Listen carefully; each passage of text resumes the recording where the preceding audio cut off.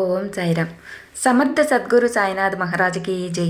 మన సాయి భక్తులందరికీ కూడా నమస్కారం అండి. అందరూ ఎలా ఉన్నారు, ఏం చేస్తున్నారు? మీరందరూ కూడా సాయినాథుని దయ వల్ల సుఖ సంతోషాలతో ఉండాలి అని, మీరు కోరినటువంటి కోరికలన్నిటినీ కూడా బాబాగారు తీర్చేయాలని మనస్ఫూర్తిగా సాయిని వేడుకుంటూ ఇవాళ వీడియోనైతే స్టార్ట్ చేస్తున్నాను.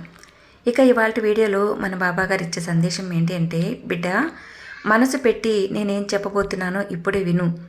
నీకు ఎవరు తోడున్నా లేకున్నా ఈ సాయి నీకు తోడుంటాడు కదా. నీతోనే ఉంటానమ్మా. నా ప్రియమైన బంగారు బిడ్డకి నా మాటగా చెప్పాలనే వచ్చాను. మరి వింటావా బిడ్డ? అయితే మనసు పెట్టి 5 నిమిషాల పాటు వినమ్మా. నీకు నేను ఏం చెప్పాలని వచ్చానో అది నీకు తప్పకుండా అర్థమవుతుంది అని బాబాగారు అంటున్నారు.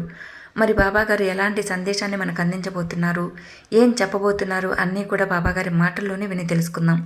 మరి వీడియోలోకి వెళ్ళే ముందు మీరు కనుక మన ఛానల్ని ఫస్ట్ టైం కనుక చూస్తున్నట్లయితే ప్లీజ్ ఛానల్ని సబ్స్క్రైబ్ చేసుకోండి. అలాగే ఈ వీడియో మీకు నచ్చింది అనుకుంటే తప్పకుండా ఒక చిన్న లైక్ చేసి వీడియోకి సపోర్ట్ చేయండి. ఇంకా ఈ వీడియో సాయి భక్తులందరికీ కూడా షేర్ చేయండి. శ్రీ షిరిడి సాయిబాబా ఆశీస్సులతో జ్యోతిష్యం చెప్పబడును. గురూజీ గారు సుబ్రహ్మణ్యం రాజు గారు. గురూజీ గారు నెంబర్ 1 వశీకరణ స్పెషలిస్టు.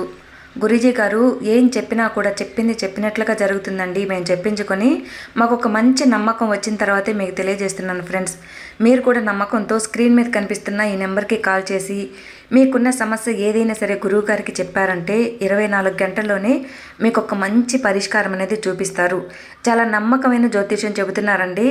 గురూజీ గారిని కాంటాక్ట్ చేయాల్సిన ఫోన్ నెంబరు 9666575717. ప్రేమ సమస్యలు, పెళ్లి సమస్యలు, విద్యా ఉద్యోగ సమస్యలు, గృహ సమస్యలు, కోర్టు సమస్యలు, సంతాన సమస్యలు, భార్యాభర్తల మధ్య గొడవలు, విదేశీ ప్రయాణం ఆలస్యం కావటము, చేతిలో డబ్బు నిలవకపోవటము, ఆస్తి తగాదాలు, ఏదైనా సరే మీకు 24 గంటల్లోనే ఒక మంచి పరిష్కారం చూపిస్తారండి. నమ్మకంతో కాల్ చేయండి. ఇంకా ఇవాళ మన బాబాగారి సందేశం, బిడ్డ నీకు వ్యతిరేకంగా ఏది జరిగినా కూడా దాన్ని చెడుగా మాత్రం అనుకోవద్దు. ఎందుకంటే దానికి ఏదో ఒక బలమైన కారణం అనేది ఉంటుంది. అది ఇప్పుడు అర్థం కాకపోవచ్చేమో కానీ తప్పకుండా ఆ సమయం అనేది వచ్చినప్పుడు ఖచ్చితంగా అర్థమవుతుంది. నన్ను పూర్తిగా నమ్మిన వారికి నేను ఎప్పుడు కూడా తోడుగా నీడగా ఉంటానని గుర్తించు. నా బిడ్డలకు ఎప్పుడు ఏ కష్టం వచ్చినా సరే నేను తప్పకుండా వారి చేయి పట్టుకొని వదలకుండా ఉంటాను. కష్టాలు ఎక్కువ అయ్యే కొద్దీ నేను వారికి మరింత ప్రేమగా దగ్గరవుతూ ఉంటాను. వారిపై నా జాగ్రత్త అనేది మరింత ఎక్కువ అవుతుంది. సాయి అని నన్ను ప్రేమగా తలుచుకున్న ప్రతి ఒక్కరికి కూడా క్షణంలో నా బిడ్డల ముందు ప్రత్యక్షమవుతాను. నాకు ఎలాంటి పూజలు అవసరం లేదమ్మా. భక్తి ఉన్న చోటనే నేనుంటాను. నా భక్తులకు నేను ఎన్నటికీ కూడా పతనం కానివ్వన తల్లి. నా 2 చేతులను కూడా చాచి నా బిడ్డలను నేను ఆదుకుంటాను. నీ దగ్గర అన్నీ ఉన్నప్పుడు అందరూ ఉన్నారు, ఏమీ లేనప్పుడు ఎవరూ కూడా నీ దగ్గర లేరు. ఇదేనమ్మా లోకం తీరు. కానీ అన్ని వేళలా కూడా నేను నీకు తోడుగా ఉంటున్నాను. చివరి వరకు కూడా ఉంటానమ్మా. నేను నీ తల్లిని, నీ తండ్రిని, నీ శ్రేయోభిలాషిని, అన్నీ కూడా నేనే తల్లి. ధైర్యంగా ఉండు. నా బిడ్డలను నేను కాకపోతే ఇంకెవరు కాపాడతారో చెప్పు.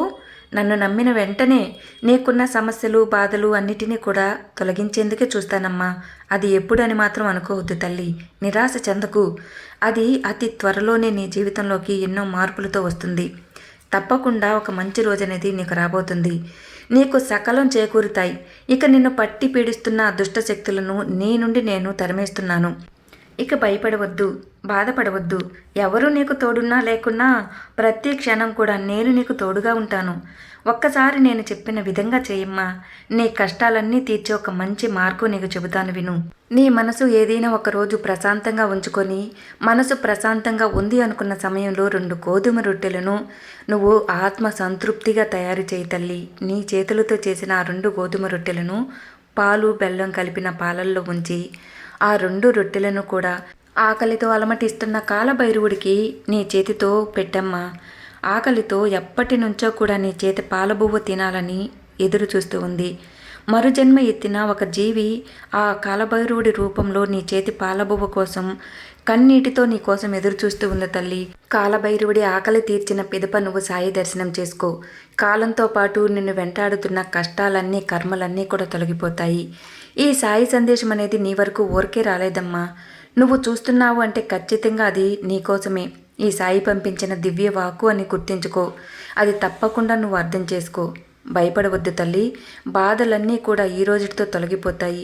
నీలో ఎన్నో బాధలున్నాయి. మనసు కృంగిపోతుంది. అన్ని విధాలా కూడా నువ్వు చితికిపోయావు.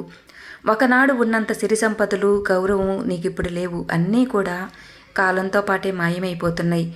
చివరికి నీవి అనుకున్న బంధాలన్నీ కూడా నిన్ను భారంగా భావిస్తున్నాయి. నీలో నువ్వు చాలా కుమిలిపోతున్నావు. అయినా సరే ఎలాంటి దిగులు పడద్దు తల్లి. నీకు తోడు ఎవరు ఉన్నా లేకున్నా ఈ సాయి నీకు తోడుగా ఉంటాడని చెప్పాను కదా. తప్పకుండా చివరి వరకు నీకు తోడుగా ఈ సాయి ఉంటాడమ్మా. అన్నీ తొలగిపోయే సమయం అనేది వచ్చేసింది. నీ నుంచి దూరమైపోయిన వాటన్నిటినీ కూడా నా దోసెటితో పట్టుకుని ఉన్నానమ్మా. నీకు అందించాలని చూస్తున్నాను. అన్నిటినీ సిద్ధంగా చేశాను. తప్పకుండా నీ ముందు ఉంచే సమయం అనేది వచ్చేసింది. అన్నీ సర్దుకుంటాయి. అన్నీ సమయానికి చేకూరుతాయి. నీకు అతి త్వరలోనే నా షిరిడీ దర్శనం కూడా లభించబోతుంది.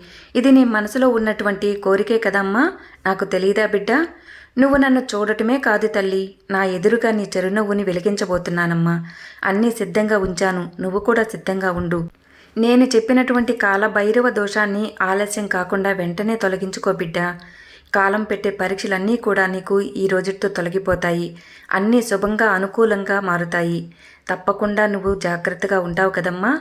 నీకు అతి త్వరలో ఈ సాయిని దర్శించుకునే ఒక మహాభాగ్యం కలిగించబోతున్నాను.